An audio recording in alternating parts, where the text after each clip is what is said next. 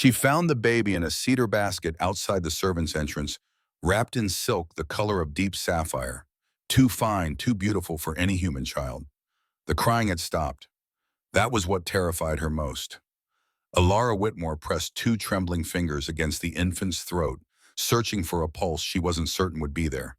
The skin felt like ice beneath her touch, paper thin, over bones, so delicate they seemed ready to shatter.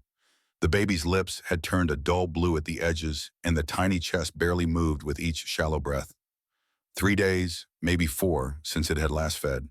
She could see it in the sunken cheeks, in the way those impossibly small fingers curled inward, like dying leaves seeking one final moment of warmth before the fall.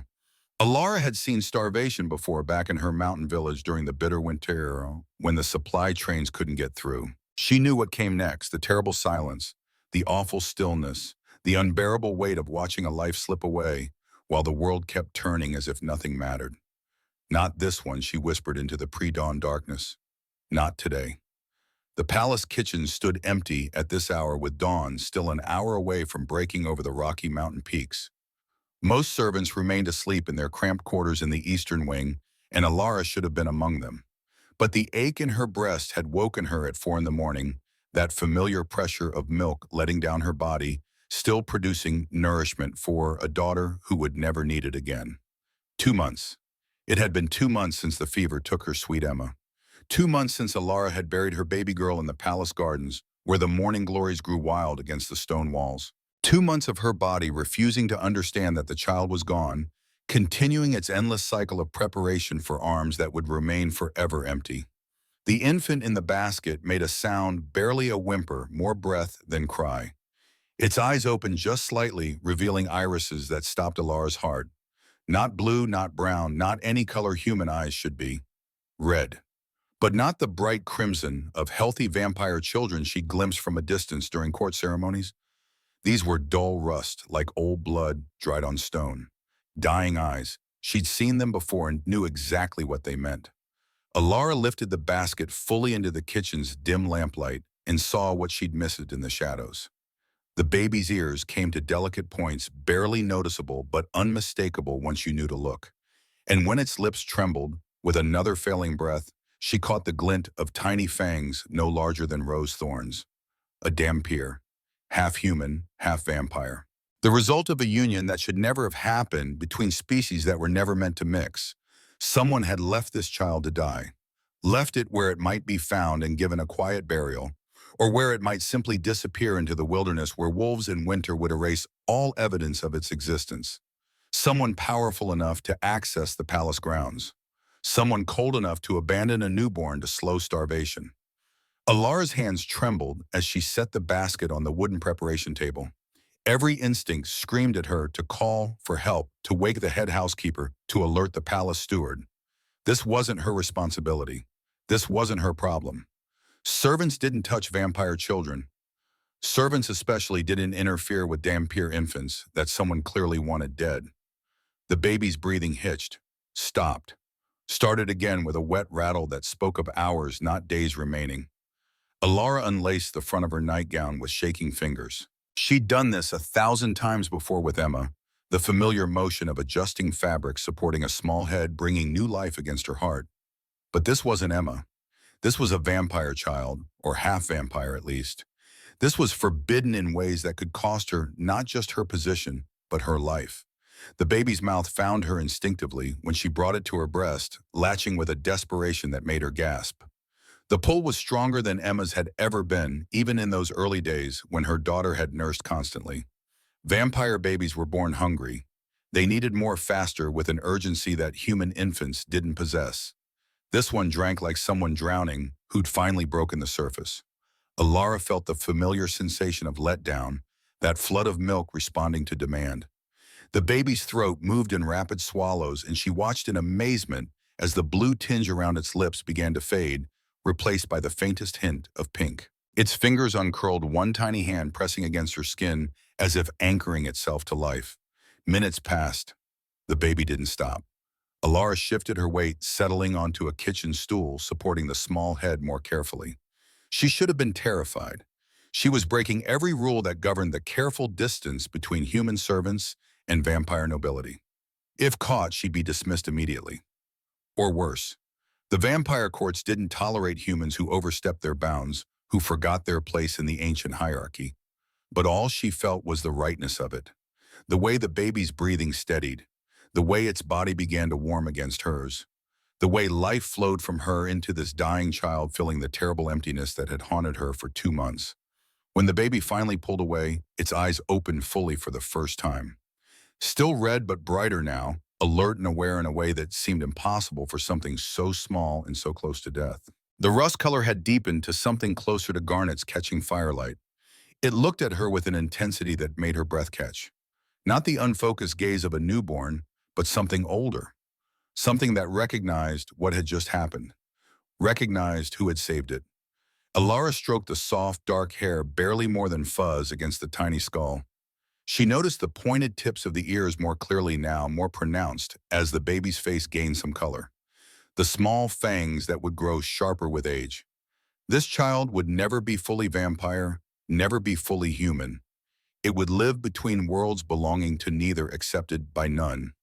"Who left you?" Alara whispered. "Who could abandon you like this?" The baby made a soft sound, not quite a coo, and pressed its face against her as if seeking comfort beyond just food. Already learning that this person meant safety, meant warmth, meant the difference between dying alone in the cold and living. Heavy boots sounded in the corridor outside the kitchen, palace guards making their morning rounds. Alara froze, her heart suddenly hammering against her ribs. She became acutely aware of how this must look. A human servant with her nightgown unlaced, a vampire baby in her arms, alone in the kitchens before dawn. She could claim she'd just found the child and was trying to help. But the evidence was obvious. The baby's improved color, its steady breathing, the way it rested contentedly against her. No one would believe she'd discovered it moments ago. The footsteps passed without pausing. The guard hadn't looked into the kitchen. Alara released a breath she hadn't realized she'd been holding, and her hands shook with the delayed rush of fear. This was insane. She needed to return to her quarters before the palace woke, needed to figure out what to do. But as she stood adjusting her nightgown and lifting the basket, she felt movement against her. The baby's small hand had fisted in her clothing, holding on with surprising strength for something that had been dying minutes ago. "Don't leave that grip," seemed to say. "Don't abandon me too." Alara made it back to her quarters without being seen. The servants' wing was a maze of narrow corridors and cramped rooms built into the oldest part of Ravenswood Castle, where stone walls ran thick and windows sat high and small. Her room was barely large enough for a narrow bed and a trunk, but it had a door that locked from the inside, and right now that was worth more than space. She set the basket on her bed and lit the oil lamp with hands that still trembled. In the growing yellow light, she could examine the baby more carefully. Now that it had fed, she could see details she'd missed in her panic. The silk wrapping wasn't just expensive, it was embroidered with silver thread and patterns that made her breath stop completely. She recognized those symbols. Everyone in the palace did. Palace. The royal crest of House Ravenswood. This wasn't just any vampire noble's child. This baby had direct connections to King Aldrich himself. The cedar basket was carved with protective symbols that suggested someone had cared enough to choose it carefully, someone who wanted dignity, even in abandonment. But they'd still left it to die. The baby watched her with those strange red eyes, so much more alert now than any newborn should be. Its tiny chest rose and fell with steady breaths. The color had returned to its cheeks, though it would take days of regular feeding to fully recover from such severe starvation. When she touched the small hand fingers immediately wrapped around hers with that same surprising strength. Dhampir babies develop faster than human infants, she'd heard the other servants whisper. They were stronger, more aware. This one couldn't be more than a few weeks old, but it tracked her movements with a focus that reminded her of a much older child, studying her, learning her, choosing her. "You can't stay here," Alara whispered. "They'll find you, they'll know." But even as she said it, she knew she couldn't turn the baby over to palace authorities. Whoever had abandoned this child had powerful connections, the royal crest made that clear. If she reported finding a Dhampir baby, questions would be asked. Investigations would follow. And when those investigations led back to someone important, someone who wanted their mistake erased, the baby would disappear, along with any servants who knew too much. Alara had been in Ravenswood Castle long enough to understand how power worked. The powerful protected themselves, evidence vanished, witnesses forgot or were made to forget. She thought of Emma of the tiny grave in the Eastern Gardens. She thought of how empty her arms had felt for 2 months, how her body had continued preparing food for a child who would never return. She thought of this baby's desperate hunger, the way it had fought for life, even as life slipped away with each passing hour. The decision made itself somewhere deeper than conscious thought, in that place where mothers lived. The baby would stay. She would hide it, feed it, keep it safe until she could figure out a better plan. It was insane. It was dangerous. It was impossible. She would do it anyway. The first problem was keeping the baby quiet.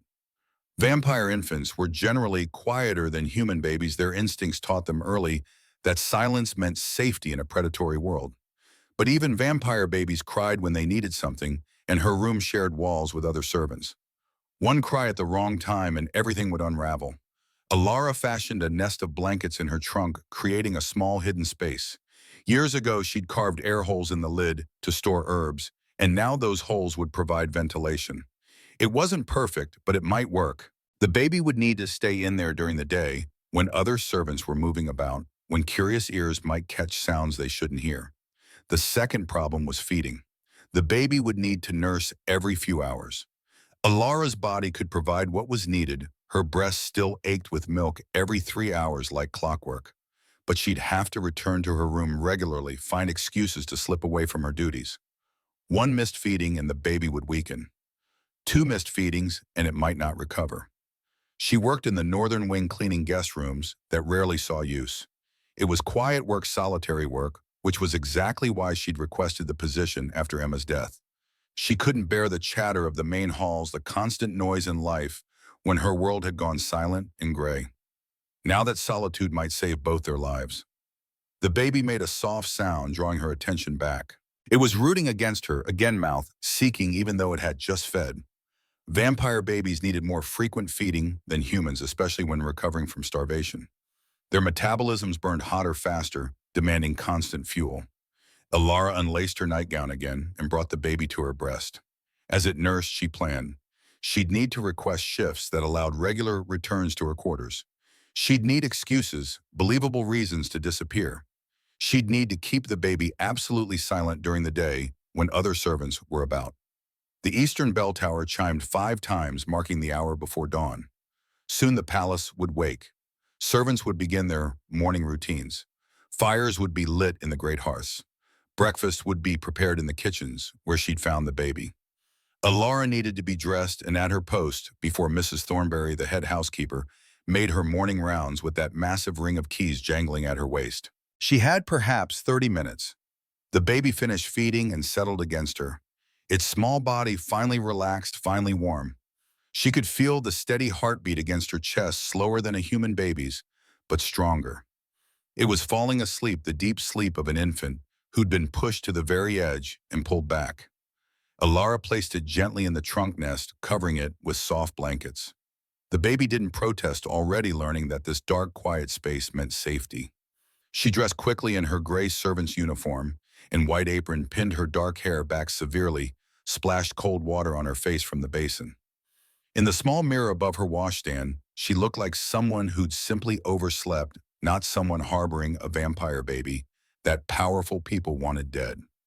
Before leaving, she checked the trunk one final time. The baby slept soundly, its breathing steady and quiet. She could barely hear it, even standing right beside the trunk. Good. Silence would keep them both alive. Alara locked her door and joined the flow of servants heading to their posts. She kept her head down, avoiding eye contact, blending into the faceless mass of workers who kept the palace functioning. No one looked at her twice. She was just another grieving mother who'd lost her child, another servant going through the motions. Invisible, forgettable, perfect. She'd made it to the northern wing and was unlocking the first guest room when she heard the commotion. Voices raised in alarm, running footsteps, the sharp tone of guards being summoned urgently. Alara's blood turned to ice in her veins. They'd found the basket's original location. They knew a baby had been left at the servants' entrance. They'd be searching.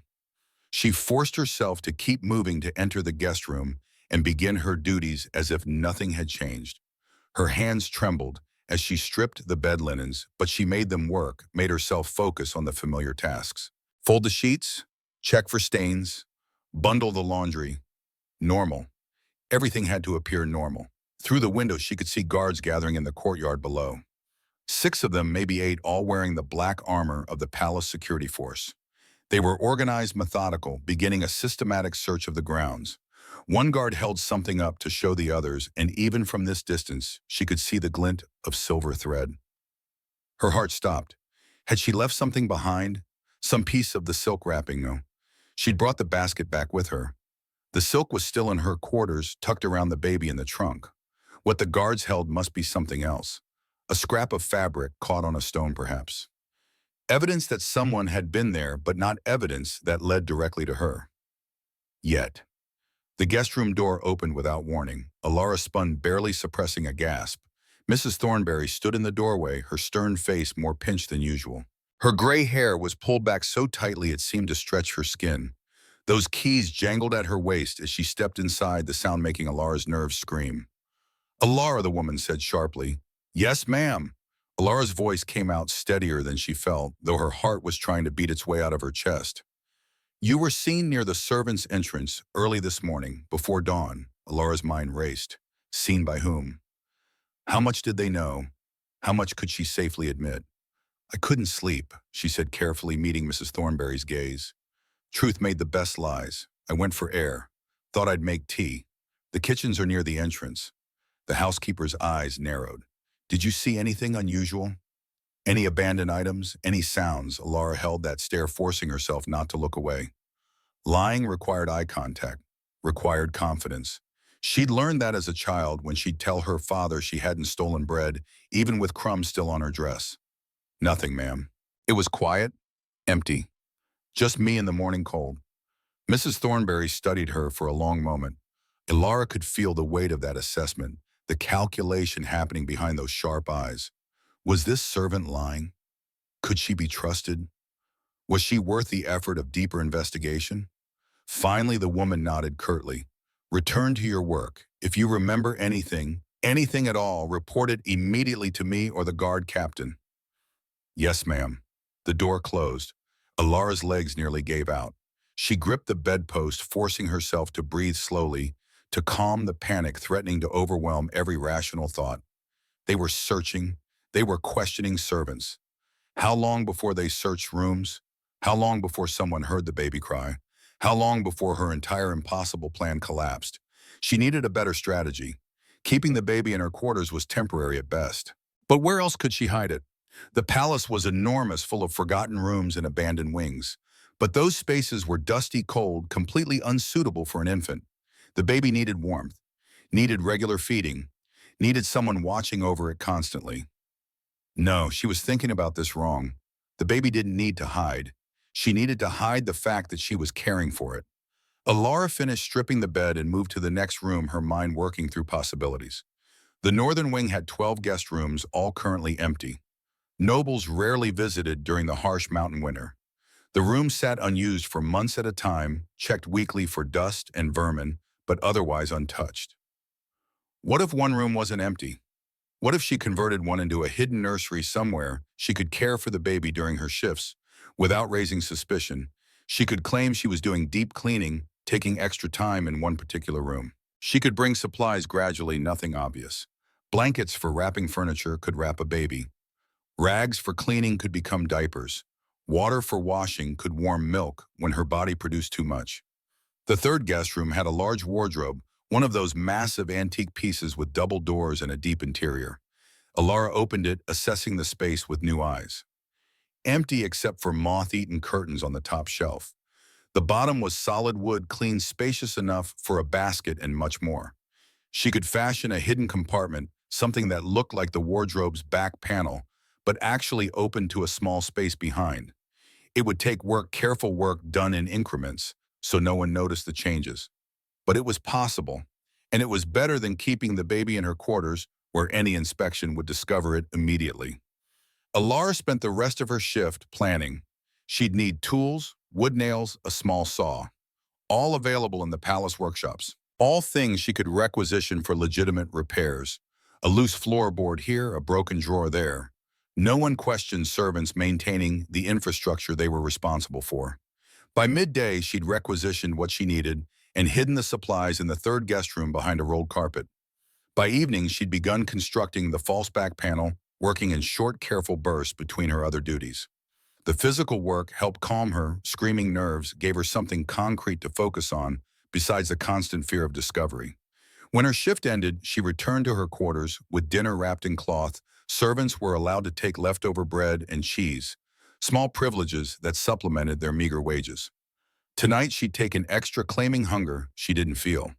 The baby needed her to stay strong, stay nourished, keep producing milk. She opened the trunk, carefully breath held. The baby was awake, those red eyes watching her with that unnerving awareness. It didn't cry, hadn't made a sound all day. As if it understood that silence meant survival, Ilara lifted it out, checking for any signs of distress. The small body was warm now, no longer that terrifying cold. The chest moved with strong, steady breaths. The color in the cheeks had improved even more, though the sunken look of starvation would take days to fully disappear. She nursed the baby while eating her own dinner, multitasking in the cramped space. The baby fed eagerly, one small hand resting against her skin in a gesture that felt almost affectionate.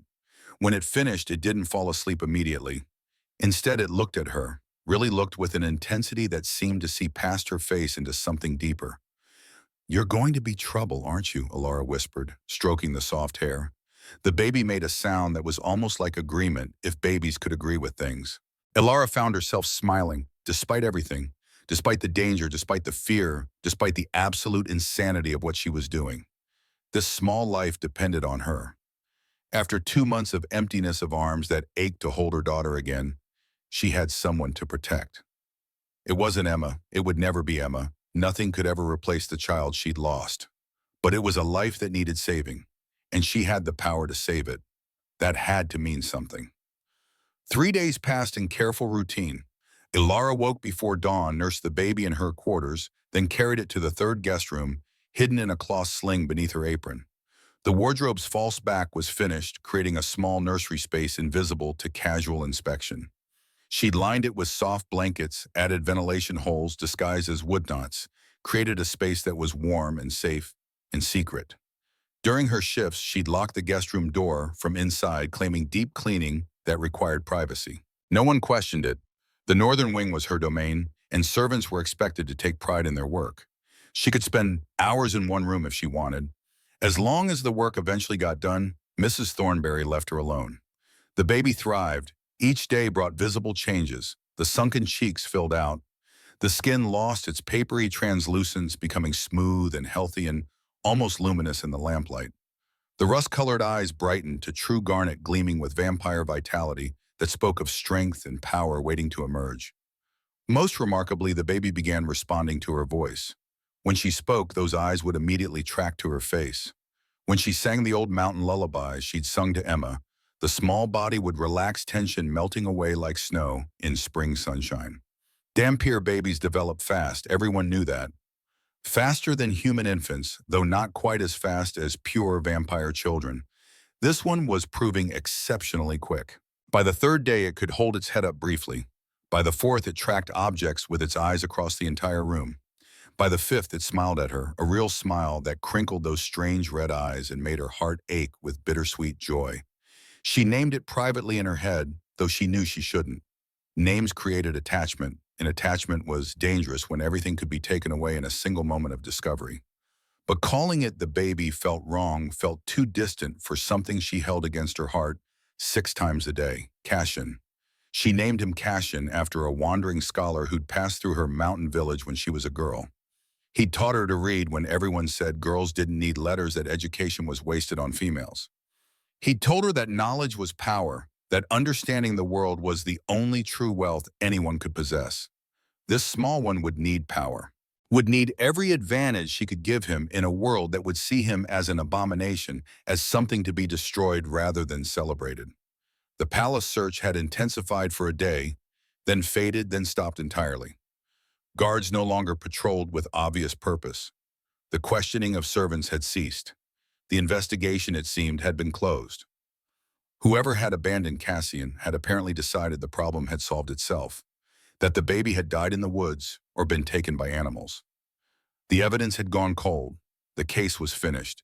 Alara should have felt relieved. Instead, she felt increasingly suspicious. The vampire courts didn't give up easily, especially not on matters involving potential royal embarrassment. If someone powerful wanted a Dhampir baby erased from existence, they'd make certain of it. The fact that they'd stopped looking suggested one of two things. Either they'd found what they wanted and were satisfied, or they were waiting, watching testing, to see if anyone would reveal themselves. She became hyper-vigilant, noting everyone who passed in the corridors, cataloging faces and patterns. The other servants ignored her, as always. She was the grieving mother, the one who'd lost her daughter, the one to be pitied and avoided in equal measure. People didn't know what to say to someone drowning in loss, so they said nothing. They looked away. It was perfect camouflage, though it had cost her everything to earn it. On the sixth day, everything changed. Alara was in the third guest room nursing Cassian while checking his development. He was gaining weight steadily now, his body filling out the way healthy babies should. She was running her finger along his palm, watching him grip reflexively with that surprising strength when she heard the footsteps. Heavy, measured. Not the quick shuffle of servants hurrying through their duties, but the deliberate pace of someone who owned the ground they walked on, who'd never had to hurry for anyone. The guest room door opened. Alara's blood froze in her veins, her heart stopping mid-beat. She'd locked it. She always locked it from the inside when she was with Cassian. Always checked twice, paranoid and careful. But the door opened anyway, swinging wide with an authority that suggested locks were merely suggestions, barriers meant for other people, but never for this one. A man stood in the doorway. Tall, impossibly tall, well over 6 feet, with shoulders broad enough to fill the frame. He wore black clothing that seemed to absorb the light around him, making him look like a piece of night that had detached itself and learned to walk. Dark hair fell past his shoulders, and eyes the color of fresh blood fixed on her with predatory focus that made her feel like prey caught in an open field. She knew who he was.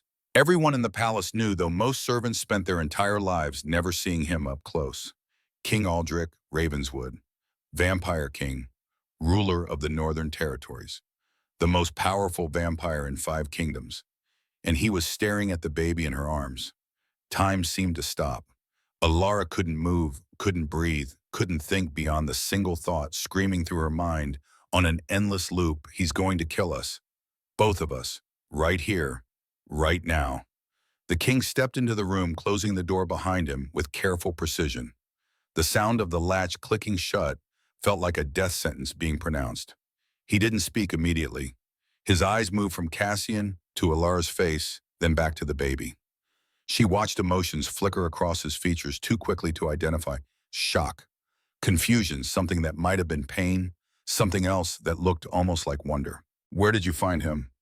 His voice was quiet, controlled, but underneath she heard something raw, something barely contained, threatening to break through that careful composure. The servant's entrance, Alara whispered, her voice barely functional. 6 days ago, in a basket, he was dying. The king moved closer, and Alara instinctively pulled Cassian tighter against her chest. The protective gesture was automatic, suicidal even, but she couldn't stop herself. If he wanted to take the baby, he'd have to go through her first. She might die in the attempt, but she'd die protecting this child she'd saved. King Aldrich stopped 3 paces away, his gaze fixed on Cassian with an intensity that made the air feel thick and heavy. The baby, oblivious to the danger saturating the room, had finished nursing and was looking around with bright curiosity. His eyes landed on the king and stayed there, locked in place. Some recognition passed between them. Some silent communication that Alara couldn't interpret but could feel humming in the space between father and son, between blood and blood. "He's gained weight," the king said, his voice changing, becoming softer in a way that made him sound almost human. "You've been feeding him." "Yes, your majesty. Every few hours. He was starving when I found him. I couldn't." She stopped, unsure how to finish that sentence without admitting to multiple crimes punishable by death. King Aldrich's jaw tightened, muscles working beneath the skin. "You nursed him yourself." It wasn't a question, but a statement of fact he had already confirmed. Alara nodded, waiting for judgment, for punishment, for the sentence she knew was coming. Humans didn't nurse vampire children. Servants didn't hide royal bastards. She'd broken every law that mattered. The king was silent for a long moment that stretched like years. Then he did something that shocked her more than anything else that had happened in the past 6 days of madness. He reached out slowly, telegraphing his movement, giving her time to pull away. When she couldn't frozen by terror and confusion, his hand touched Cassian's head. Fingers gentle against the soft hair, the touch of someone who knew exactly how fragile life could be. The baby made a sound, a coo of contentment, and turned toward the touch. One small hand reached up, wrapping around the king's finger with surprising strength, holding on as if he'd found something he'd been searching for without knowing he'd lost it. King Aldrich's expression cracked just for a moment, just long enough for Alara to see the grief underneath. Raw and deep and terrible, the kind of pain that hollowed a person out from the inside until nothing remained but the shell walking through days that all looked the same. Then the mask returned to control, reasserting itself with visible effort. "He looks like his mother," King Aldrich said quietly, his voice barely audible. "The same eyes, the same stubborn chin." He paused, his finger still caught in Cassian's grip. "She died in childbirth 3 weeks ago." "I'm sorry, Your Majesty." The words felt inadequate, hollow. What did you say to a king who'd lost his mate? What comfort could a servant offer to someone who ruled kingdoms and commanded armies? The king's hand withdrew, though he didn't step back. "She was human." He continued, his voice hardening now, control returning. "My court opposed our relationship, called it unnatural, dangerous. When she became pregnant, they—" He stopped, jaw clenching so hard she heard his teeth grind together. Alara could fill in the rest. She had lived in Ravenswood Castle for 3 years. She knew how vampire politics worked, how the noble families maneuvered for power and influence. A Dhampir heir would complicate succession, would weaken the pure bloodlines they prized above everything else. Better to eliminate the problem before it could threaten their carefully maintained order. "I didn't know about him," King Aldrich said, and now his voice carried an edge of fury that made the temperature in the room seem to drop.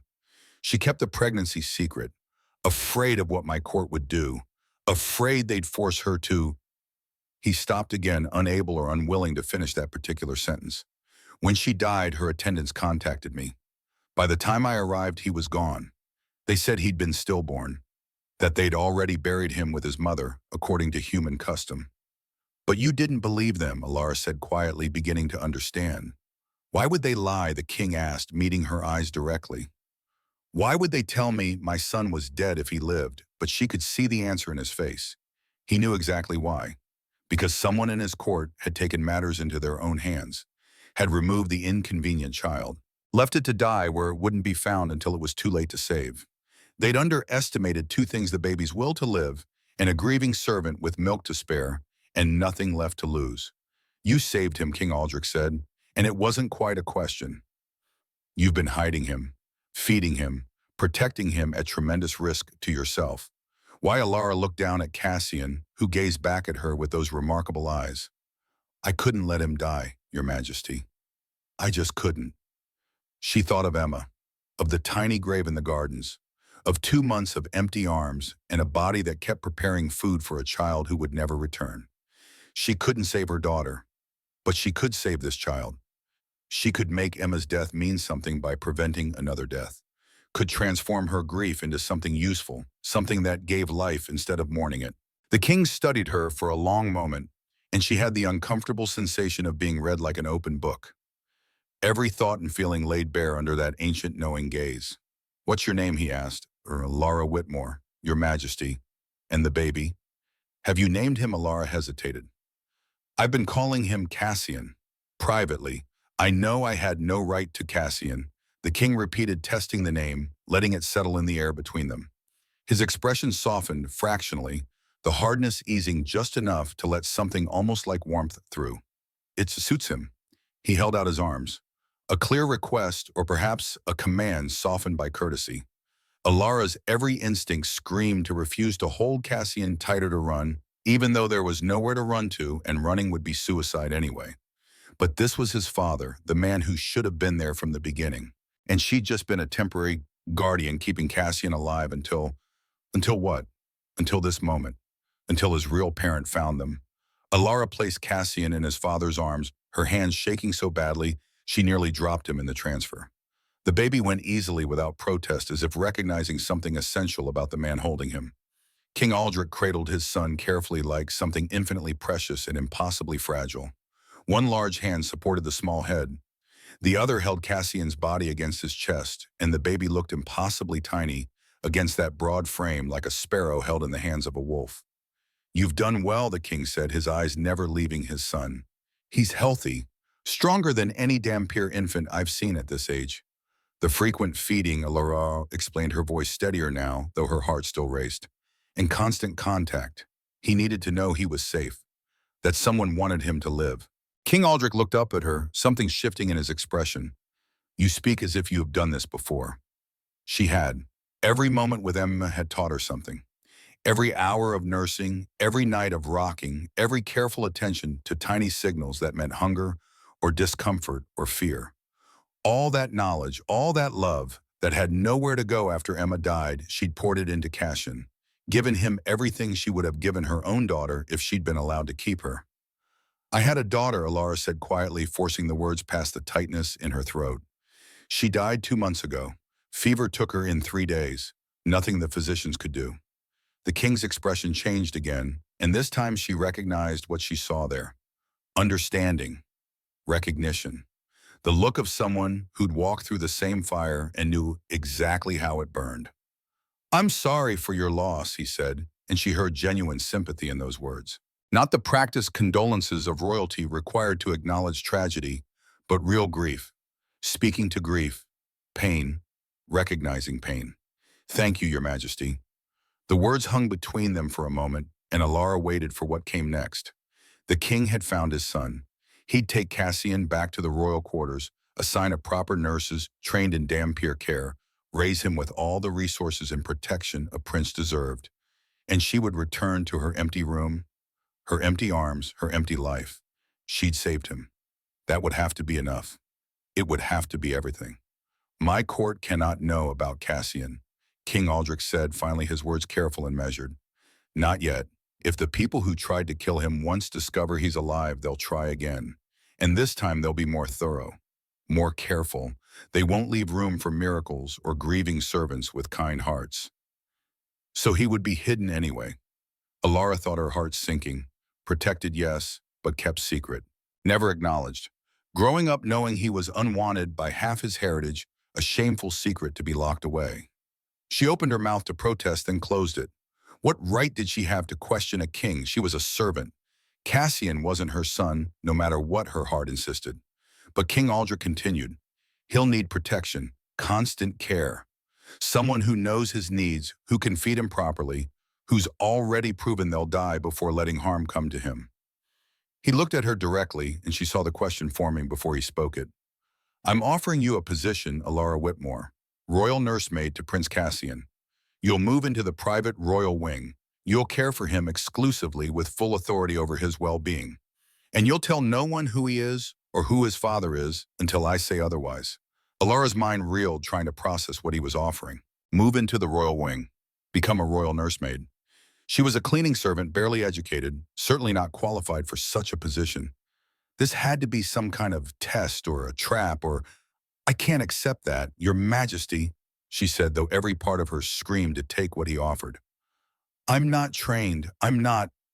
She gestured helplessly at herself. "I'm just a servant. You're the person my son knows." King Aldrich interrupted, his voice firm. "You're the one he's bonded to, the one who's kept him alive when I failed him. Training can be taught. Trust cannot. And Cassian trusts you absolutely." As if to prove the point, Cassian made a soft sound and turned his face toward Alara, rooting. Even though he'd just fed. The gesture was pure infant instinct, seeking the source of comfort and nourishment he'd learned to rely on. The king noticed. "He needs you," he said simply. "And his voice dropped. "I need someone I can trust absolutely. Someone who's already proven they'll protect him above their own safety, their own interests. Someone who has no political connections to my court, no allegiances that might be compromised or bought. You're perfect for this precisely because you're not trained. because you have no reason to help except that you want to. Alara's thoughts raced through possibilities and impossibilities, through hope and fear tangled so tightly she couldn't separate them. If I accept, she said carefully, testing the waters, I have conditions. The Vampire King's eyebrows rose fractionally, surprise flickering across his features. Bold for a human servant, but he didn't refuse. He didn't even look offended. Speak them, he said. I care for Cassian myself, no other nurses, no assistants who might report to your court. Just me, agreed. I choose how he's raised. No separation from me until he's weaned and strong. No sending him away to be raised by tutors or governesses who don't know him. The king's jaw tightened, but he nodded. Agreed, for now. We'll discuss his education when he's older and the immediate danger has passed. And Alara took a breath, knowing this last demand was the most dangerous, the one that could end everything. If anyone threatens him, if your court tries to hurt him again, I won't wait for your permission to act. I'll protect him, however I must, even if that means defying you. For a long moment, King Aldrich just stared at her. She'd essentially told the Vampire King that she'd disobey him if necessary, that she'd put Cassian's safety above royal authority. It was treason. It was suicidal. It was the only way she could agree to this. The king's expression shifted, and something that might have been respect flickered in those blood-red eyes. If anyone threatens my son, he said quietly, you have my permission to destroy them, regardless of their rank, their title, or their connections to me. I'll provide you with the authority to act in Cassian's name. No one will question you. No one will stop you. Alara hadn't expected that. She'd expected anger, perhaps a reminder of her place in the hierarchy. Not a blank check to protect Cassian against anyone, including possibly the king's own advisors. Done, King Aldrich said. You're now royal nursemaid to Prince Cassian Ravenswood with full authority to act in his interests. Your quarters will be prepared in the royal wing by tonight. You'll have access to whatever resources you need, funds, supplies, anything. And you'll report directly to me, to no one else. Is that understood? Alara nodded, still trying to process the sudden shift in her circumstances. This morning she'd been a cleaning servant, hiding a baby in a wardrobe. Tonight she'd be living in the royal wing with a prince in her care. The king handed Cassian back to her carefully, and the baby settled against her, immediately making small, contented sounds. His tiny hand fisted in her dress, holding on as if he knew his entire world was about to change, and he needed an anchor. I'll return before nightfall, King Aldrich said, moving toward the door. We'll move you both then. Quietly, no announcements. As far as the palace is concerned, you're simply being reassigned to private royal service. He paused with his hand on the door latch, then turned back. Thank you, Alara Whitmore, for saving him, for being there when I couldn't be, for choosing to help when you could have walked away. She wanted to say something meaningful, something that acknowledged the magnitude of what had just happened. But all that came out was, he's worth saving, Your Majesty. The king's expression softened in a way that made him look less like an ancient predator and more like a father who'd nearly lost everything. I know, he said quietly. Believe me, I know. Then he was gone, the door closing behind him with a soft click that seemed to echo in the sudden silence. Alara looked down at Cassian, who gazed back with those remarkable garnet eyes that saw too much, understood too much for something so small. What have we gotten ourselves into? She whispered. Cassian made a sound that might have been agreement or might have been a demand for more milk. Hard to tell with babies, even Dampier ones. She laughed, a shaky sound that was half sob, her emotions finally breaking through the careful control she'd maintained. Nothing about this was safe. Nothing about this made any logical sense whatsoever. But she had a baby to protect. And now she had resources to do it with, backing from the most powerful being in 5 kingdoms. After 2 months of grief and emptiness, she had purpose again. She had someone who needed her, someone whose life depended on the choices she made. The rest could wait. The politics, the danger, the 1,000 ways this could all go catastrophically wrong, all of that could wait. For now, she had Cassian, and Cassian had her. That was enough. That was everything. The royal wing existed in a different world. Alara had spent 3 years at Ravenswood Castle cleaning rooms, hauling water, scrubbing floors, until her hands cracked and bled in the mountain cold. She'd seen glimpses of wealth through doorways she wasn't permitted to enter, caught fragments of conversations in languages she didn't speak. But she'd never truly understood the gulf between servant and noble until a silent guard in unmarked black armor led her through corridors she hadn't known existed. The walls here were hung with tapestries that probably cost more than her entire village had earned in a decade. Sconces held candles made from beeswax instead of tallow, filling the air with the scent of honey instead of smoke and char. The floors were polished marble rather than rough stone, her footsteps echoing despite her attempts at silence. The guard stopped at a door carved from dark wood inlaid with silver patterns that caught the lamplight and seemed to move with their own inner life. He produced a key, unlocked it, then stepped aside without meeting her eyes. Alara entered, clutching Cassian's basket against her chest, and her breath caught in her throat. The rooms were enormous, a sitting area with a fireplace large enough to roast a whole deer, a bedroom with a bed that could have slept 5 people comfortably, a bathing room with actual running water, she could hear it flowing through pipes in the walls, windows that overlooked the palace gardens, now winter bare, but still beautiful in the twilight, furniture that was older than she was, polished to a soft gleam that spoke of generations of care. "This is too much," she said to the empty room. But the guard had already left, closing the door behind him with a soft click that suggested finality. This was her life now, these rooms, this responsibility, this impossible transformation from invisible servant to someone who mattered. She found the nursery through a door on the left side of the bedroom. A proper crib waited there, carved from the same dark wood as the door, with blankets so soft they felt like clouds against her work-roughened fingers. Supplies for infant care lined shelves along one wall, more diapers than she could use in a month, oils and powders and herbs she recognized from her village healer's instructions. Everything.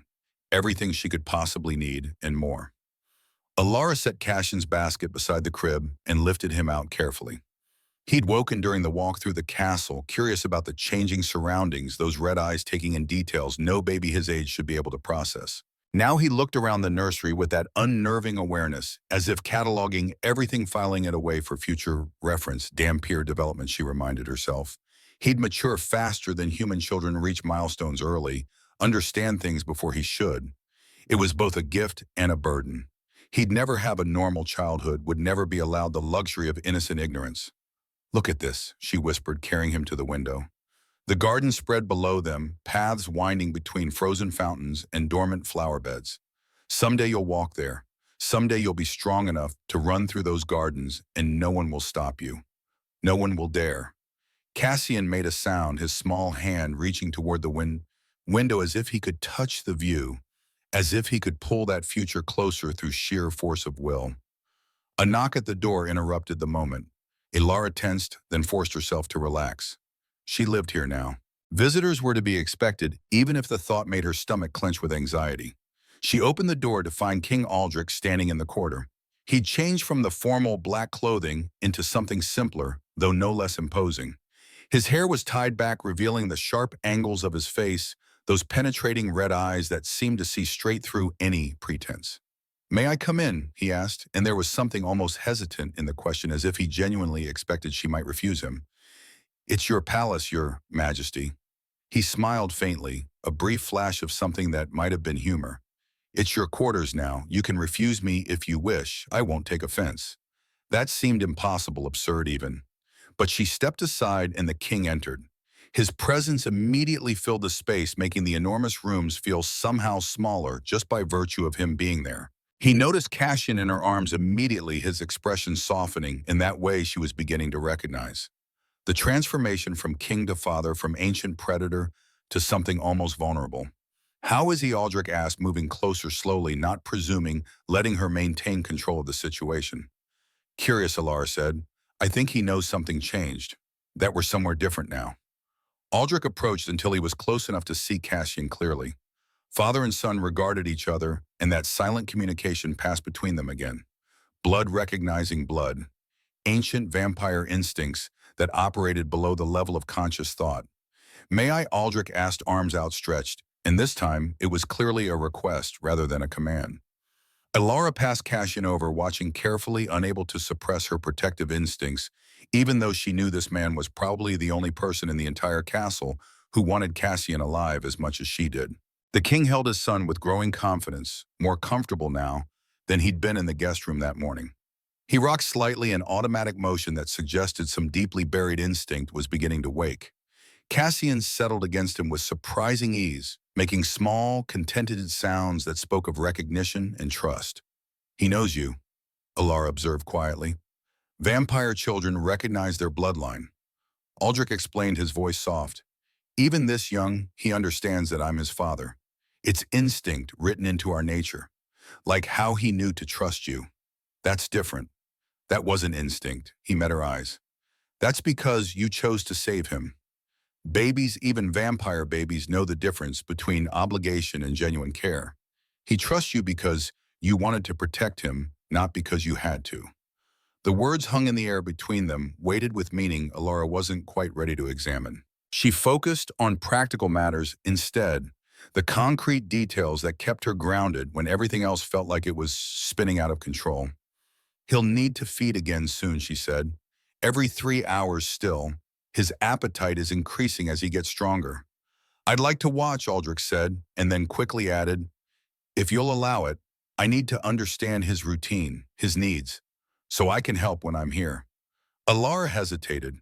It felt strange to nurse a baby while the Vampire King observed, intimate in a way that made her uncomfortable. But this was her life now. Privacy was a luxury she'd surrendered when she'd accepted this position, when she'd agreed to raise a prince in secret. She settled into a chair near the fireplace, and Aldrich handed Cassian over, carefully supporting his head until Alara had him properly positioned. The baby latched immediately, his feeding strong and steady, more efficient now than those desperate first attempts 6 days ago when he'd been dying. The king sat in the opposite chair, watching with an intensity that might have been uncomfortable if she hadn't recognized it for what it was. Not inappropriate interest, but desperate need. The hunger to learn everything about a son he'd almost lost, to make up for 3 weeks of being lied to, of believing his child was dead and buried. "How often does he feed?" Aldrich asked after a moment. "Every 3 hours during the day. Every 4 at night, though. That's starting to stretch longer as he gains strength. He's getting more efficient, lasting longer between feedings." She paused, then added, "He's gained nearly 2 pounds since I found him. His development is—" she searched for the right word. "Accelerated." Aldrich supplied. "Normal for Dhampir infants. He'll mature quickly. Walking by 8 months, if not sooner.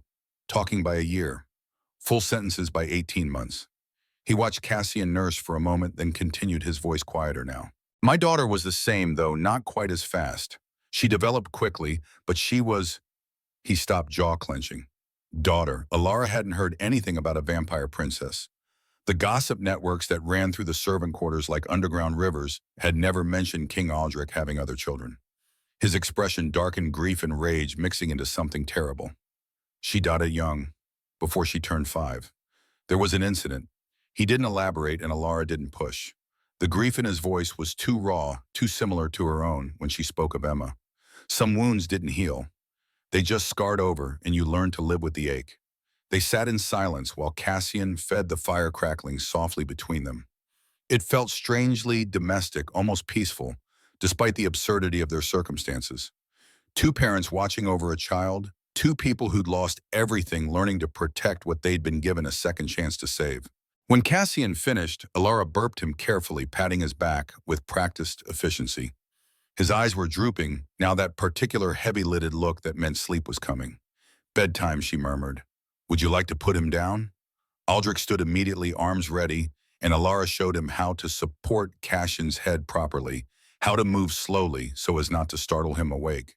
They walked to the nursery together, and Aldrich placed his son in the crib with a reverence usually reserved for holy relics. Cassian fussed briefly, then settled when Alara tucked the blanket around him, his eyes closed, his breathing evening into the deep rhythm of sleep. "Beautiful," Aldrich whispered, staring down at his son. "He's perfect." "He's a survivor," Alara corrected gently. "That's what makes him strong." They returned to the sitting room, leaving the nursery door cracked so they could hear if Cassian woke. Aldrich moved to the fire, his back to her shoulders, tense in a way that suggested he was gathering himself for something difficult. "I need to tell you something," he said finally, "about his mother, about Isabel Pivon." "You don't owe me explanations, Your Majesty." "Yes, I do." He turned to face her, and she saw the weight he carried in every line of his face. If you're to protect Cassian, you need to understand why he's in danger. You need to know what we're facing. He moved to the window staring out at the darkening gardens. Her name was Isabel Thorne. She was human, a merchant's daughter from the Southern Territories. I met her during trade negotiations 5 years ago. He paused, searching for words. We fell in love, though we both knew it was forbidden.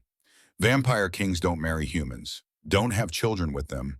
It complicates succession, creates political instability, threatens the purity of bloodlines that noble families have maintained for thousands of years. But you did anyway, Alar said, beginning to understand. Aldrich nodded, his reflection visible in the window glass. We were careful, met in secret. When she became pregnant, she was terrified. Not of the pregnancy itself, but of what my court would do when they discovered it. She'd seen how Dhampir children were treated, taken from their mothers, raised in isolation, never acknowledged as legitimate heirs. She didn't want that for our child. So she hid it, Ilara said, kept the pregnancy secret until it was too late for your court to interfere. She tried.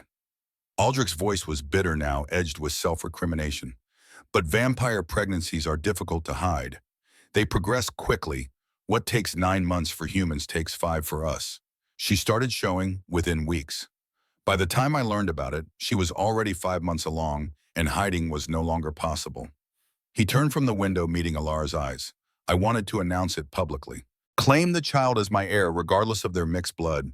But Isabel begged me not to. She said it would put the baby in danger, that the pure-blood nobles in my court would never accept a Dhampir prince. She wanted to give birth in secret, then we'd figure out what to do after. So I agreed. I arranged for her to stay in a private estate attended by human servants I thought I could trust. Alara could hear the regret in every word, the weight of a decision that had cost him everything. When labor began, he stopped, his jaw clenching so hard she heard his teeth grind. The pregnancy killed her.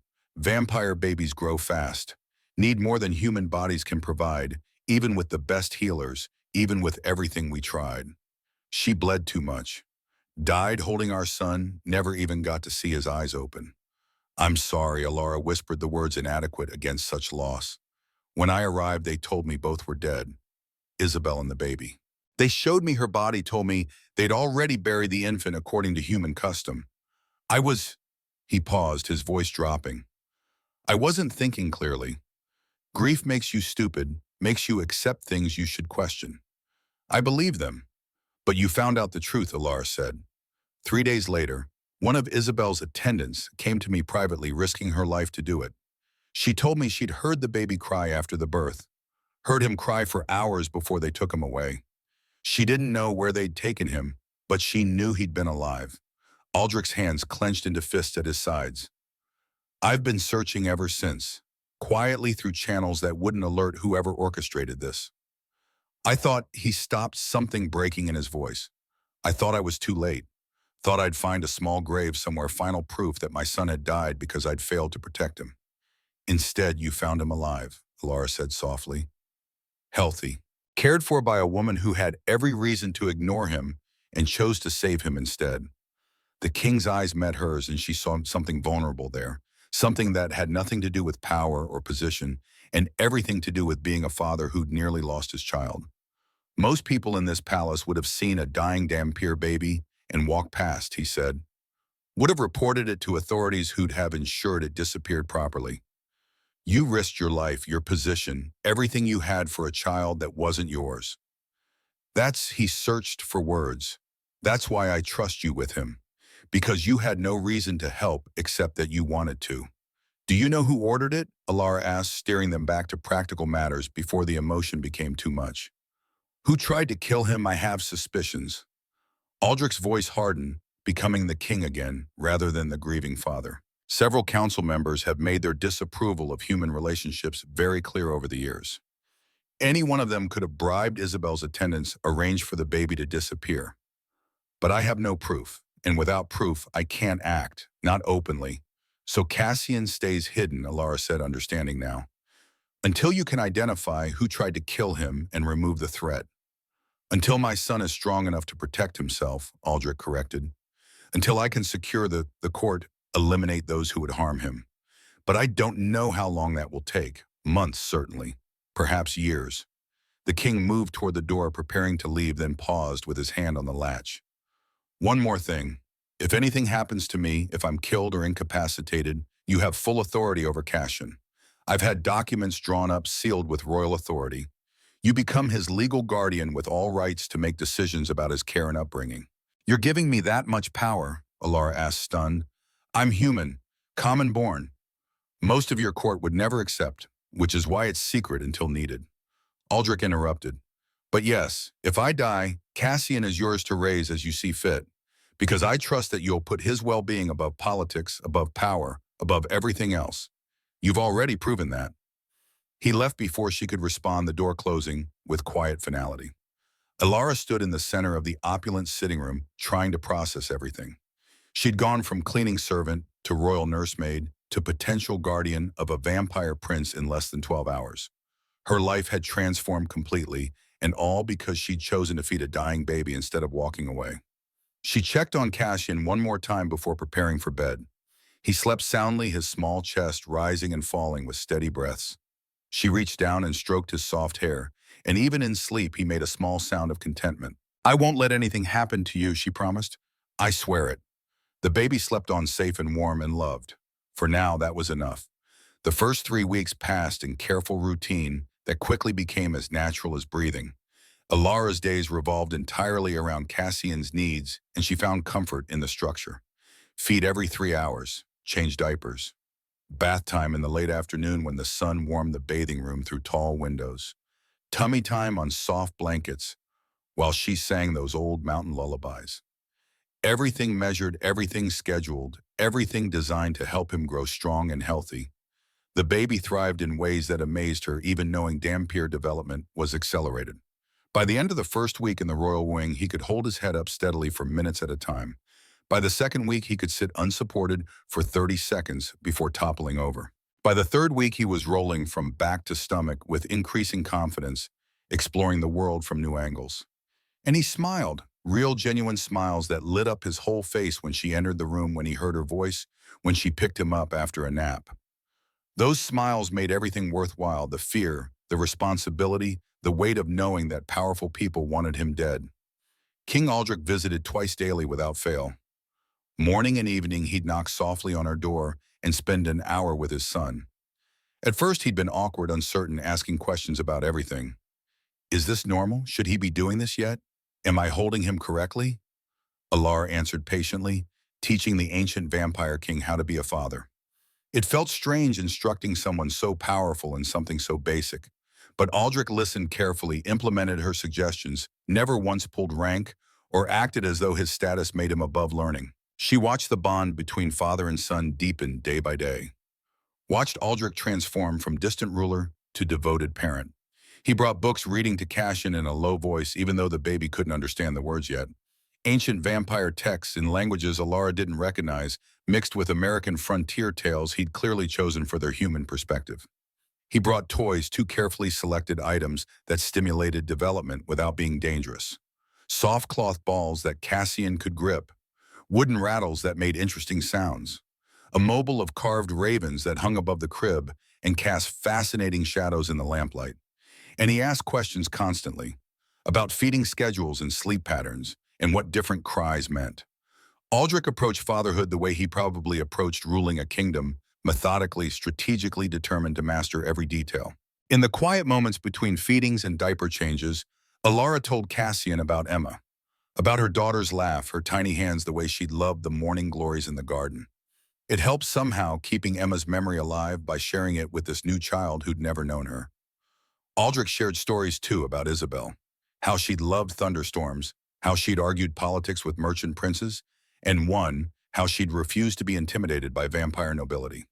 He painted a picture of a woman who'd been strong and clever and brave, who died trying to give her son a chance at life, both of them grieving, both finding unexpected comfort in protecting the child they had almost lost. On the 24th day, everything shattered. Alara was nursing Cassian in the sitting room when she heard shouting in the corridor outside. Raised voices, angry and sharp, the kind of argument that erupted when vampires disagreed about something important. She'd learned to recognize the sound during her years at the castle, political disputes that could turn violent without warning. But this was different. This was closer. This was outside her door. The door burst open without warning, without the courtesy of a knock. Three vampires entered in a rush of cold air and barely contained fury. Two she didn't recognize, male ancient dressed in the formal attire of noble families.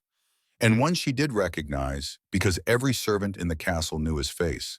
Lord Mordecai Ashford, head of the Vampire Council.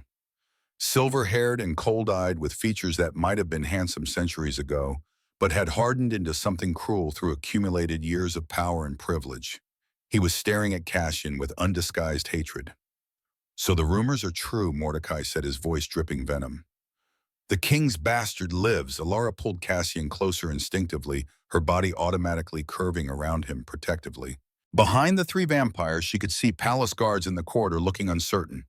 They hadn't tried to stop this intrusion, which meant either these vampires had authority, the guards couldn't contradict, or the guards had been ordered to stand aside. Neither option was good. "Get out," Alara said, putting all the commands she could muster into her voice despite the fear making her hands shake. "These are private quarters. You have no right." "Private quarters." One of the other vampires spat, his fangs visible, even when his mouth was closed, harboring an abomination. The half-breed should have died with its human mother, should never have been allowed to draw breath. White-hot rage flooded through Alara, momentarily drowning the fear. She stood still, holding Cassian, and met the vampire's gaze directly, even though every instinct screamed to look away, to submit, to acknowledge the predator standing before her. "His mother's name was Isabel," she said, her voice steady and cold. "And she was worth 10 of you, 100 of you. She died bringing him into this world, and I'll be damned before I let you dishonor her memory by calling her child an abomination." The vampire moved forward, fangs baring fully now, a growl rumbling in his chest. Alara's free hand grabbed the iron poker from the fireplace.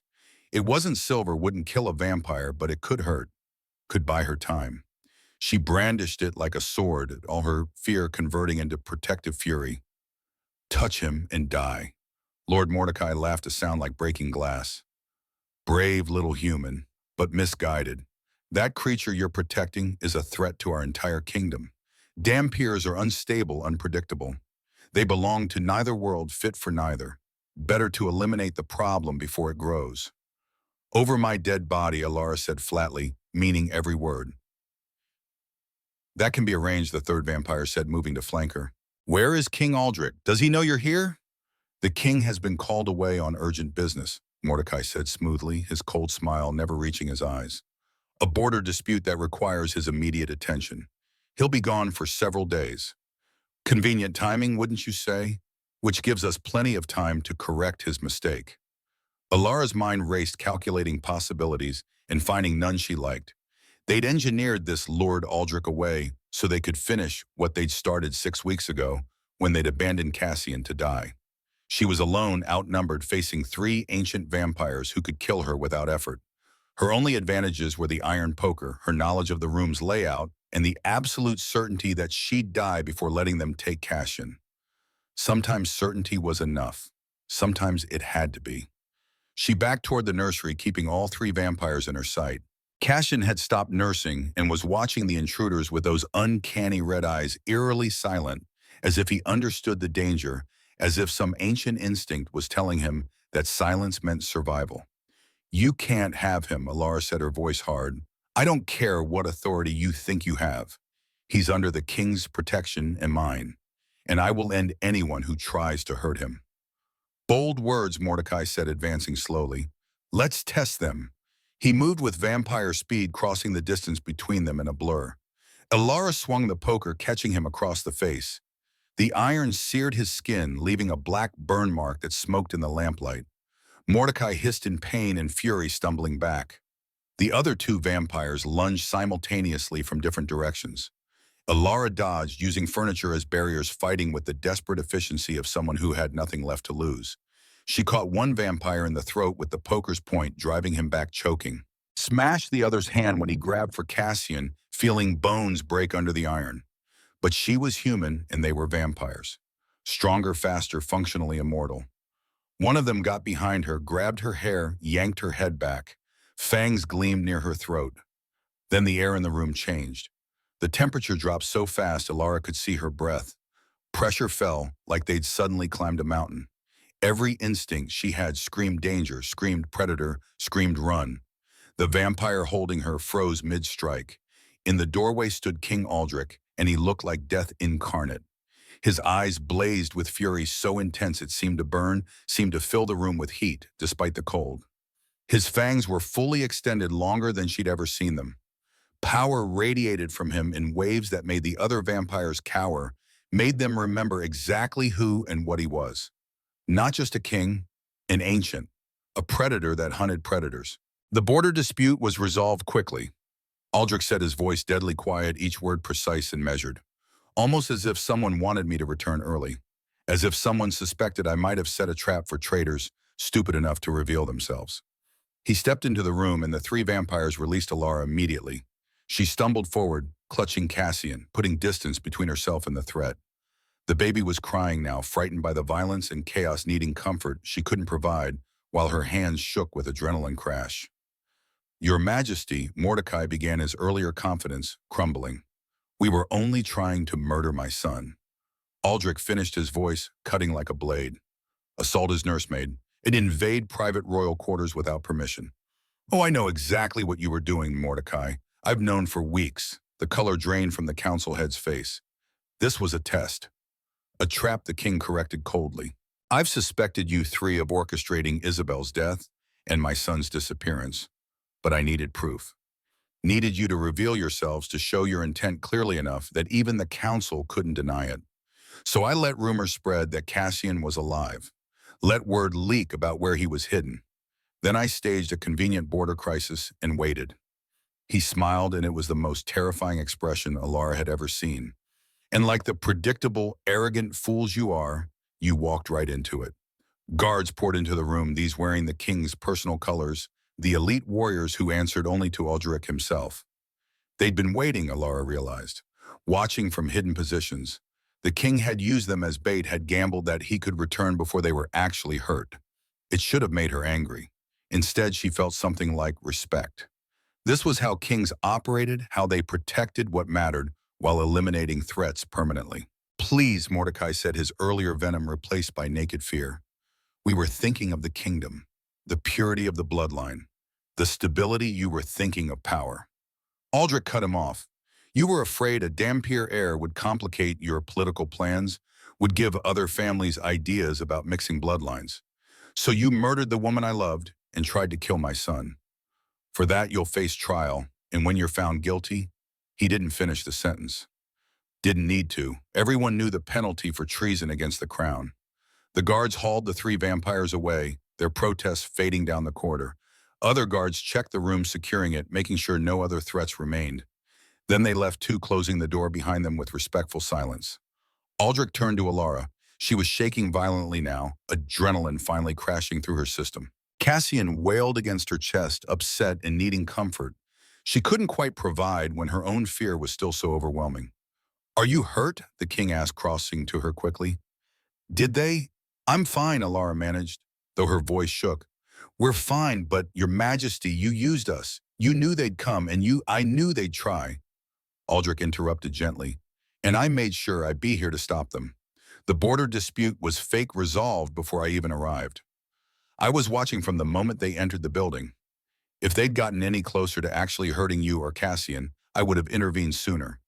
But I needed them to show their intent, clearly needed witnesses who could testify to attempted murder of the heir. Alara wanted to be angry. She'd been terrified, had thought she and Cassian would die. But looking at the king's face, she saw the calculation there, the cold strategy that had made him a successful ruler for centuries. He'd risked them, yes, but he'd also ensured the threat would be eliminated permanently. No more looking over their shoulders. No more wondering who wanted Cassian dead. It's over now, she asked, her voice small. The danger. Aldrich took Cassian from her arms gently, and the baby's cries quieted immediately, recognizing his father's touch, his scent, his voice. These three were the architects, the king said softly. But there may be others who share their beliefs. We'll have to remain vigilant. But yes, the immediate organized threat is neutralized. You're safe now. He's safe. He looked at Alara, and something in his expression shifted. You fought three vampires alone to keep him safe. That kind of loyalty deserves more than just recognition. It deserves, he paused, searching for words. I was just doing my job, Your Majesty. No, Aldrich said firmly. You were doing what a mother does, what his mother would have done if she'd lived to raise him. You protected him because you love him, not because you're employed to. He handed Cassian back to her, now calm and settling into sleep, exhausted by fear and noise. Tomorrow I'll make a public announcement. Prince Cassian Ravenswood, my heir born of a union with Isabel Thorne. The court will accept him, or they'll find new positions elsewhere. They'll accept him because he has my protection and yours, and because I've just demonstrated what happens to those who threaten what's mine. The king moved toward the door, then stopped. Thank you, Alara Whitmore, for everything you've done, for being what he needs when I cannot be. You're his father, Alara said gently. He needs you too. I'm learning, Aldrich replied quietly. With your help. He left, closing the door softly behind him. Alara settled into the chair by the fire, holding Cassian close as his breathing evened into sleep. Her hands had finally stopped shaking. Her heart had finally slowed from its terrified gallop to something approaching normal. Tomorrow everything would change again. Cassian would be publicly acknowledged as prince. She'd be recognized as his nursemaid, elevated to a position of unexpected influence. The court would bow to them whether they wanted to or not. But tonight, in this quiet moment, they were just a woman and a baby who'd survived together, who'd become family through circumstance and choice and love that transcended blood. Maya kissed Cassian's forehead softly. Welcome to the world, little prince, she whispered. It's going to be complicated and dangerous, but you'll never face it alone. I promise you that. The baby sighed in his sleep, one small hand curling around her finger, holding on with surprising strength. And Alara made a silent promise to the mother who died bringing him into the world, to the woman she'd never met but felt she knew through the child they both loved. I'll protect him, Isabel. I'll love him. I'll make sure he knows his worth isn't determined by his blood, but by his heart. I swear it. Outside, snow began to fall, covering the palace gardens in white. Inside, warmth and safety surrounded a sleeping prince and the woman who'd become his guardian. The battle had been won. But Alara knew the war for Cassian's acceptance for his place in a world that would never quite know what to do with him, had only just begun. She was ready for it. She'd fight every battle necessary, because that's what mothers did. And somewhere along the way, in the weeks of feeding and protecting and loving this child, and Alara had become exactly that. Not by birth, but by choice. And that was enough. That was everything. The formal announcement happened at noon in the Grand Hall, with the entire court assembled under vaulted ceilings that seemed to stretch toward heaven itself. Alara had never been in this part of the castle before. Servants entered through side passages. Worked in shadows existed in spaces the nobility never saw. Now she stood on the dais beside the throne, holding Cassian, visible to everyone. The baby was dressed in silk and velvet, tiny formal clothing that marked him as royalty. He looked impossibly small against the grandeur of the hall, but his eyes were alert, bright garnet, taking in the crowd with that unsettling awareness. At 10 weeks old, he could sit unsupported for minutes at a time, could track movement across vast distances, could grip with surprising strength. He was developing exactly as Dhampir infants should, faster than human, slower than pure vampire, caught between worlds in every measurable way. Lords and ladies filled the hall, vampires of ancient bloodlines, wearing wealth that could feed villages for years. Alara recognized some faces from her years of invisible service, nobles who'd walked past her 1,000 times without seeing her, who'd spoken freely in her presence, as if she were furniture, rather than a person with ears and memory. They saw her now. King Aldrich stood before his throne, commanding attention without effort. His presence filled the enormous space, made everyone else seem smaller, less substantial. When he spoke, his voice carried to every corner without him needing to raise it. Lords and ladies, vampires of the court. He began. Today I acknowledge my son, Prince Cassian Ravenswood, born of Isabel Thorne, a woman I love deeply and who died bringing our child into the world. Murmurs rippled through the assembly like wind through grass. Some looked shocked as if they hadn't truly believed the rumors. Others appeared angry, their faces tight with barely suppressed fury. A few seemed calculating, already adjusting their political strategies to account for this new development, already planning how to use it to their advantage. Aldrich continued speaking over the whispers, his voice hardening. I know some of you question a Dhampir heir, question whether someone of mixed blood should stand in line for the throne. Let me be absolutely clear about something. He paused, letting silence build until it became uncomfortable. My son is under my protection. Completely.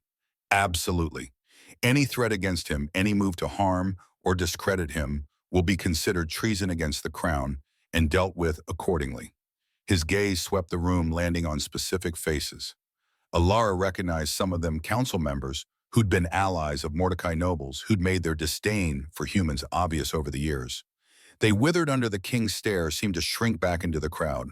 Prince Cassian will be raised here in the palace as befits his station, Aldrich declared. His care is entrusted to Alara Whitmore, who saved his life when others left him to die, who has proven herself worthy of the highest trust.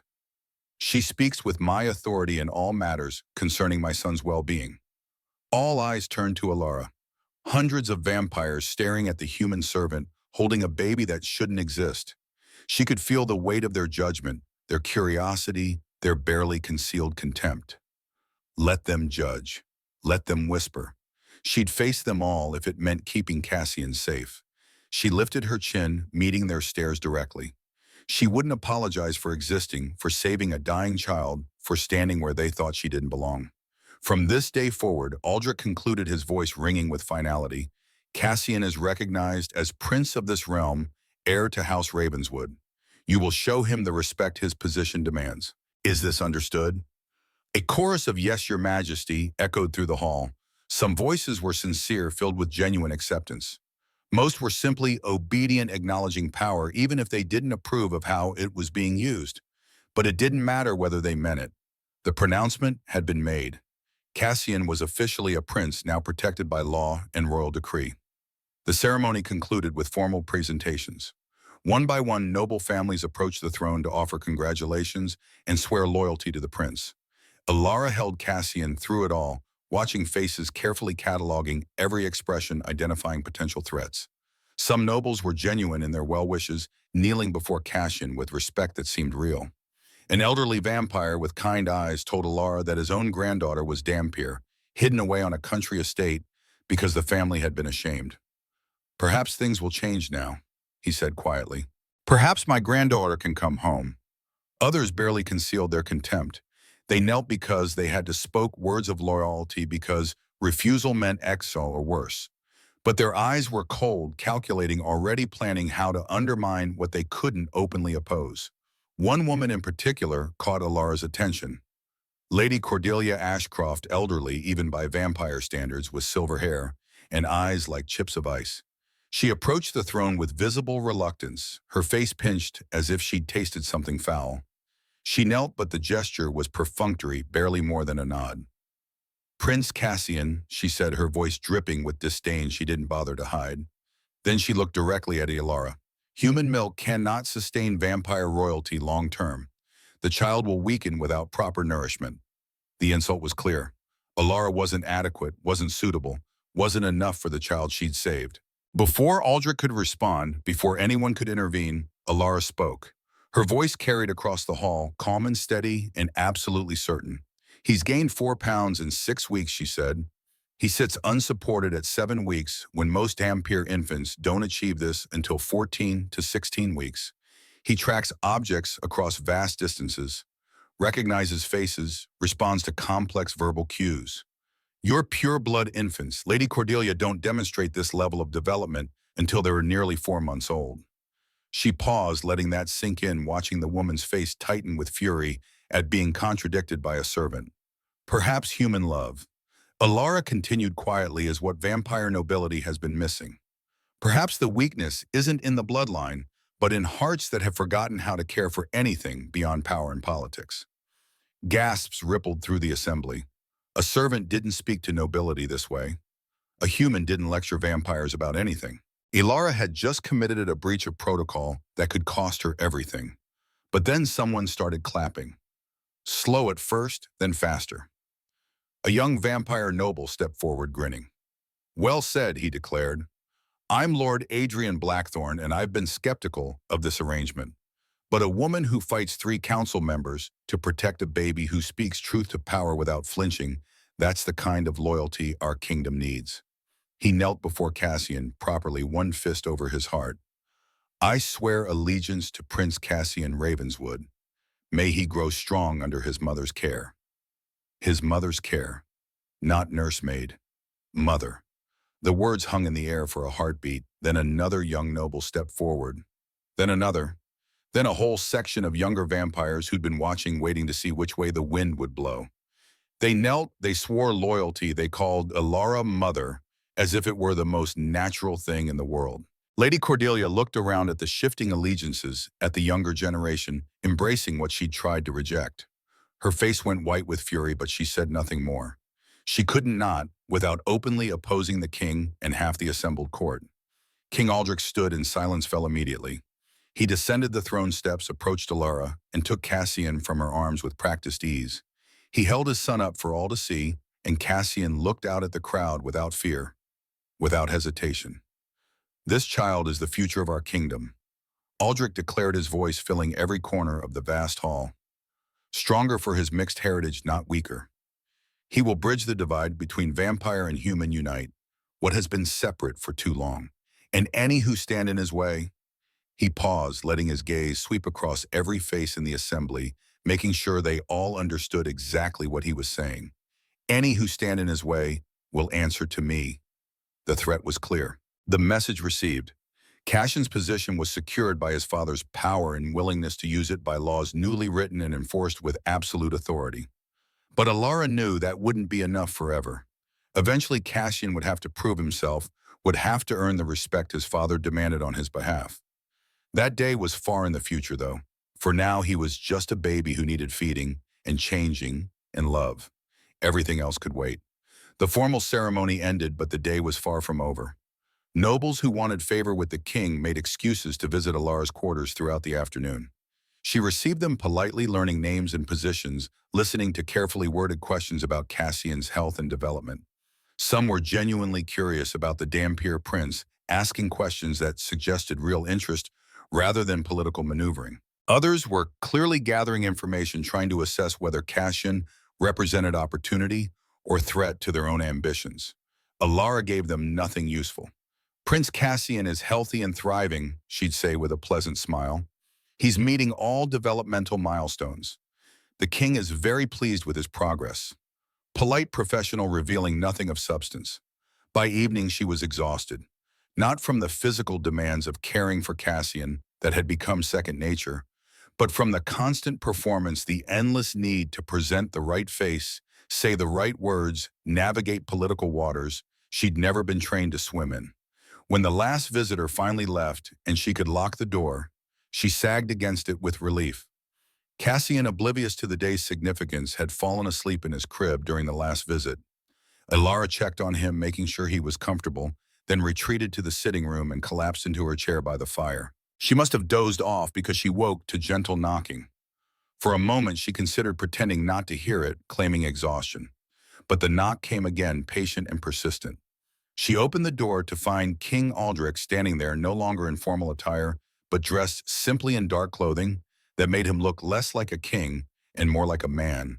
A tired man, she realized, seeing the lines around his eyes, the weight in his shoulders. "May I come in?" he asked quietly. "Of course, Your Majesty." He entered, moving immediately to check on Cassian, sleeping peacefully in the nursery. When he returned to the sitting room, he settled into the chair across from hers with a sigh that seemed to come from somewhere deep and ancient. "You handled today well," he said, "better than most nobles who've had years of training in court politics." "I was terrified the entire time," Alara admitted. "You didn't show it." Aldrich's lips quirked in something almost like a smile. "And what you said to Lady Cordelia about human love being what vampire nobility has been missing, that was either very brave or very foolish. Possibly both. She insulted me. Insulted what I provide for Cassian. I wasn't going to let that stand." The king studied her for a long moment. "You truly see yourself as his mother now, don't you? Not just his nursemaid, not just his protector, his mother." Alara felt her throat tighten. "Is that wrong?" Aldrich's voice was soft, filled with something that might have been gratitude or relief or both. "It's exactly right. He needs that. Needs someone who loves him, not because of what he is or what he represents, but simply because he's Cassian. They sat in comfortable silence for a while, listening to the fire crackle, to Cassian's soft breathing from the nursery. Eventually, Aldrich spoke again. "I'm issuing another decree tomorrow," he said, "making resources available throughout the kingdom for Dampier children and their families. Education, protection, legal rights. Cassian deserves to grow up in a world that accommodates difference rather than punishing it." He paused, then continued. "His mother was human, and he's Dampier, and he'll face enough prejudice without us adding more barriers. And because he stopped searching for words, because you taught me something important. That strength comes in many forms. That protecting the vulnerable is the highest purpose of power." Alara felt tears prick her eyes. "Isabel would be proud of you," she said quietly, "of what you're building for your son." "I hope so," Aldrich replied. "I'm trying to create the kingdom she would have wanted, one where Cassian isn't defined by what he is, but by who he chooses to become. That's all any parent can do," Alara said. "Give children the tools and the love, then trust them to find their own path." The king nodded, then smiled slightly, though I suspect his path will be anything but ordinary. With parents like his, Alara laughed softly. How could it be? They talked for a while longer, discussing plans for Cassian's education, for managing court politics, for the future that stretched ahead, uncertain but full of possibility. When Aldrich finally left, Alara checked on Cassian one last time.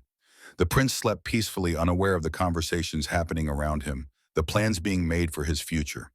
He was just a baby, her baby in all the ways that mattered. Tomorrow would bring new challenges, new battles to fight, but tonight they were safe together. Loved. That was enough. That was everything. 3 months passed in a rhythm that felt almost normal. Alara's days still revolved around Cassian's needs, but those needs were changing as he grew. At 3 months old, he could sit unsupported for extended periods, playing with toys while she worked nearby. At 4 months, he was crawling everywhere, exploring his world with tireless curiosity. At 5 months, he was pulling himself up on furniture, testing his balance, preparing for the next milestone.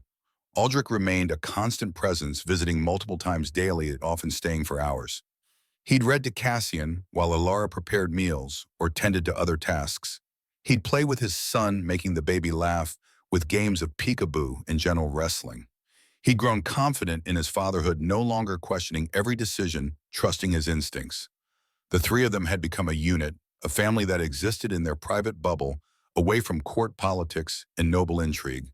Alara tried not to think too hard about what that meant, what lines they might be crossing. She was a servant, he was a king. But in these quiet moments with Cassian between them, those distinctions seemed to matter less. The palace had adjusted to the new reality. Most nobles treated Alara with wary respect, now careful not to offend the woman who held the king's ear in the prince's heart. The servants regarded her with a mixture of envy and awe, one of their own, elevated to impossible heights. Only Alara knew how precarious it all felt, how easily it could be taken away, how much she had to lose now that she'd allowed herself to hope again, to love again. On a cold morning in late winter, everything changed one more time. Alara was in the sitting room reading while Cassian played on a blanket nearby. He'd been pulling himself up on the low table, testing his weight on wobbling legs, sitting down hard when his balance failed. Normal infant behavior, though, accelerated by his Dampier nature. She glanced up from her book to check on him and froze. Cassian had pulled himself up again, but this time he let go of the table, stood there swaying for a heartbeat, 2 heartbeats, then took 1 step, 2 steps, 3 steps toward her before sitting down hard on his bottom with a surprised expression. Alara dropped her book, scooping him up with a cry of joy and disbelief. "You did it? You walked. Okay, Cassian, you walked." The baby grinned at her, clearly proud of himself, showing those tiny fangs that were already growing sharper. He babbled something that wasn't quite words, but conveyed his excitement perfectly. Aldrich arrived for his morning visit moments later, and Alara barely let him through the door before announcing, he walked. He just walked. 3 steps.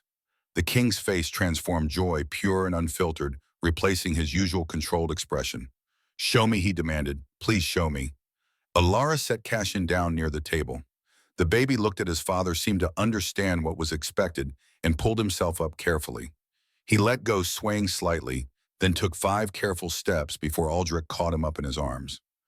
Brilliant, the king breathed, swinging Cassian gently. My son, you're absolutely brilliant.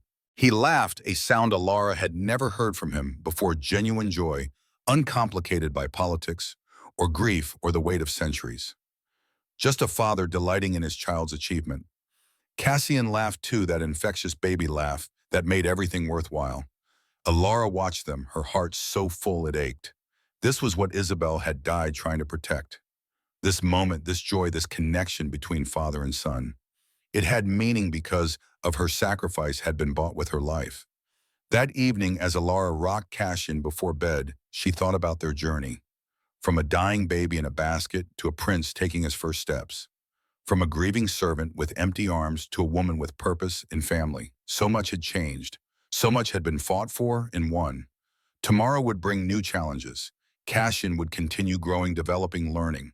The court would continue testing him, questioning his place. There would be more threats, more battles, more moments when Alara would have to stand between him and danger. But tonight, in the quiet nursery with firelight flickering on the walls, they were simply safe. Aldrich appeared in the doorway, watching silently. Alara glanced up and smiled. He's almost asleep, she whispered. The king entered and sat in the chair beside hers.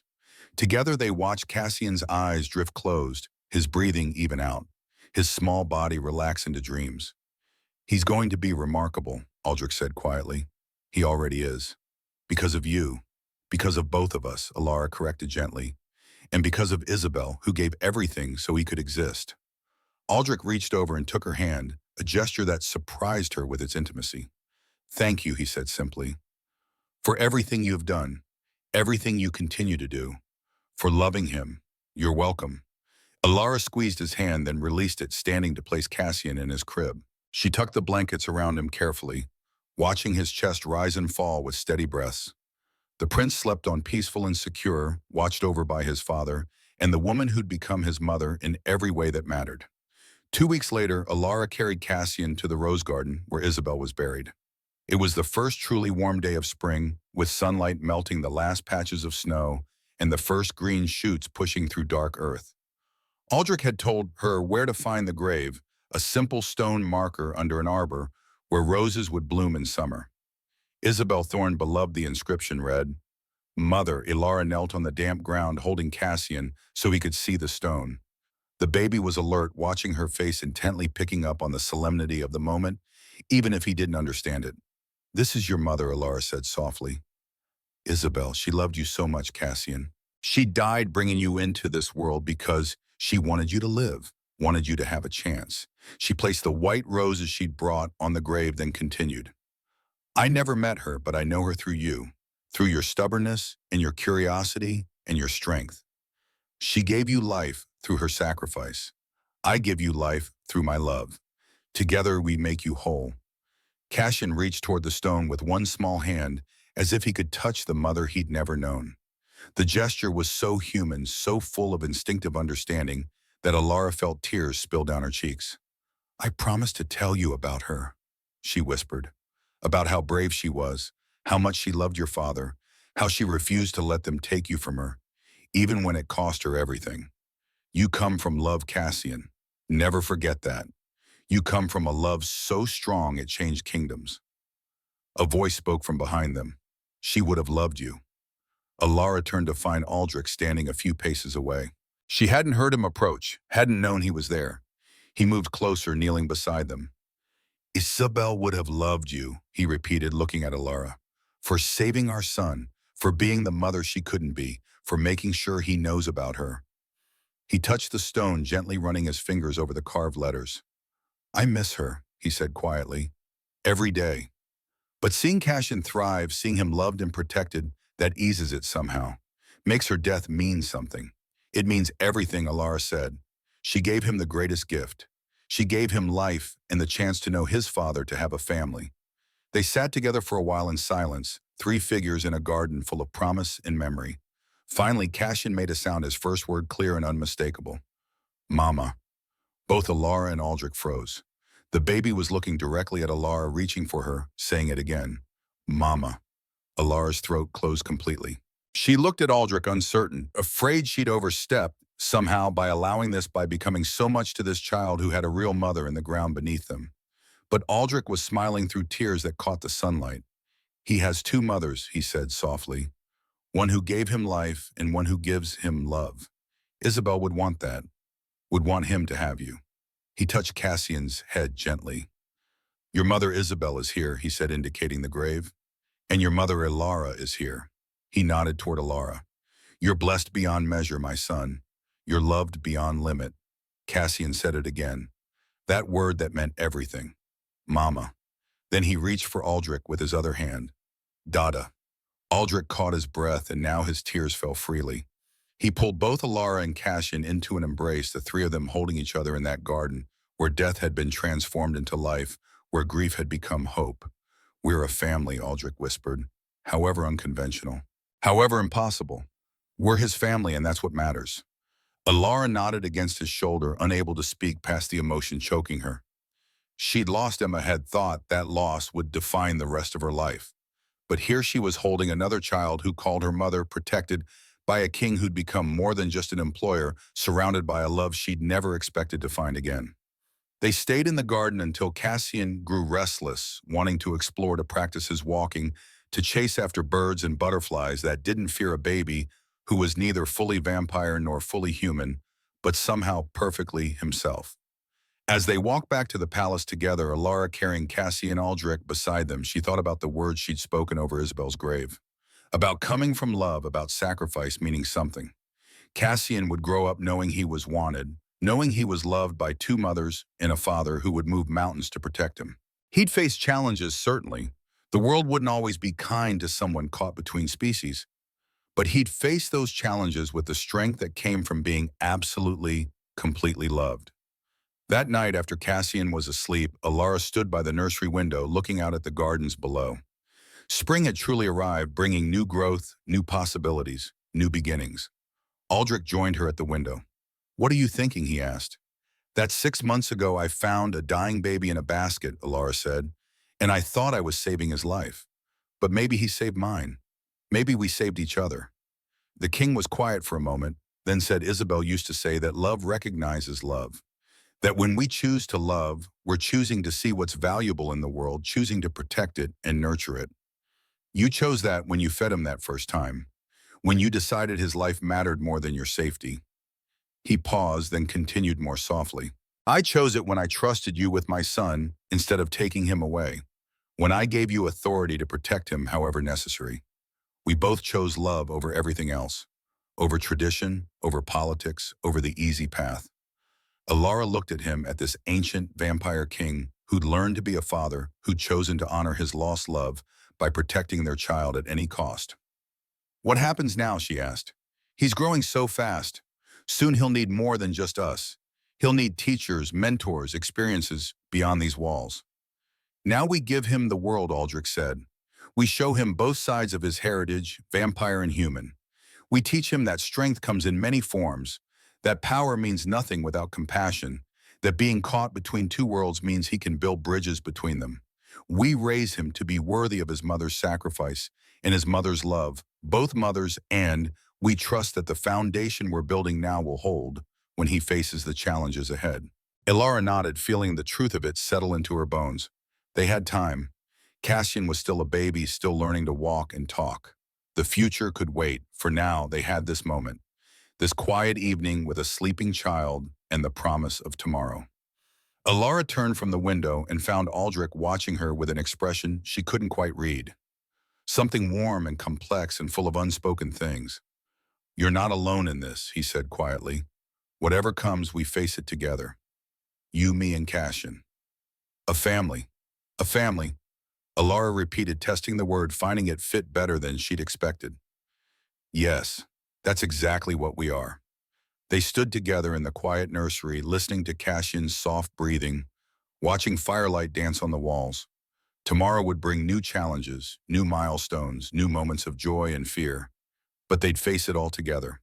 From a dying baby in a basket to a prince sleeping peacefully in a royal nursery.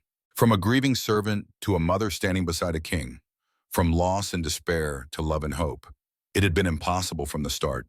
Every moment had defied logic, broken rules, challenged centuries of tradition. But they'd done it anyway. And they'd continue doing it for as long as Cassian needed them, for as long as love demanded they stand against a world that didn't understand what they'd built. In the doorway behind them, Encina shadow moved. The ghost of Isabel Thorne smiled as she watched her son sleep between his two protectors, watched the family that had formed around her sacrifice. She'd given everything so Cassian could live, and he was living thriving surrounded by a love so fierce it had changed the course of kingdoms. It was enough. It was everything. And as spring gave way to summer, as Cassian grew stronger and more certain with each passing day, the impossible family in Ravenswood Castle wrote a new story. One about chosen bonds being stronger than blood, about love transcending death, about a human woman, a vampire king, and a Dhampir prince who proved that family isn't defined by what you are, but by who you choose to protect. The story was far from over. It was only just beginning. But that beginning was built on a foundation of sacrifice and love that would endure whatever storms lay ahead. Because some bonds once forged can never be broken, and some loves are strong enough to change the world.